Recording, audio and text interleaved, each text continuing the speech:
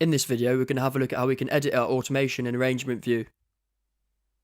As you can see from this arrangement, any session view automation is clearly visible in the arrangement. We can select which automation envelope we wish to view in the track by using the drop-down menu underneath the track's title bar. We can also view automation by clicking the automated parameter. The first drop-down menu lets us select whether to show the mixer automation, the device automation, or fades. We can also select show no automation. If we select fades, we can now see that a fade line can now be applied to each individual audio clip. To create a fade, simply grab a node at the start or end of a clip and drag it into the clip. We can see the clip's waveform update according to the fade. If we drag the fade up and down, we can control the fade's curve. If we have two clips next to each other, we can create a crossfade curve to blend the two clips together whilst removing any clips or pops. We can also edit the crossfade curve by dragging up and down on the node. To remove a fade, simply pull the node back to the end of the clip.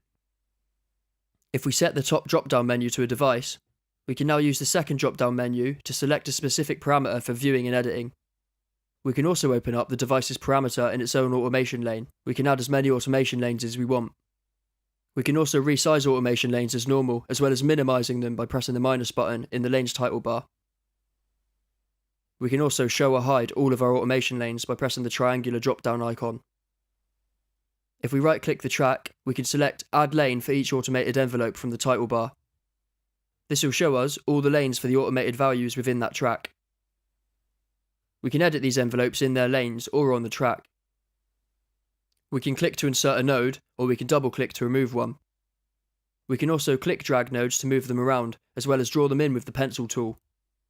We can also select sections of automation, which will turn the automation line blue. We can then move it up and down, as well as copy, paste, duplicate, and delete the automation.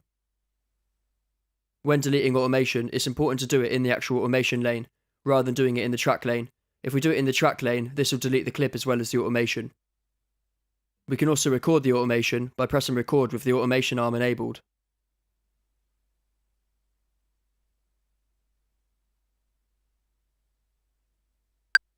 We can also automate the master track and send and returns, as well as being able to automate the project tempo and the time signature. This can either be done by right-clicking the tempo and selecting Show Automation, or by selecting it in the master track's automation lane. Finally, we have the automation lock function in the top right of the screen. This allows us to lock the automation to the arrangement, so we can freely move clips around without affecting the automation. We can also turn this off by pressing the unlock button, so now the automation moves with the clips as we move it around our arrangement.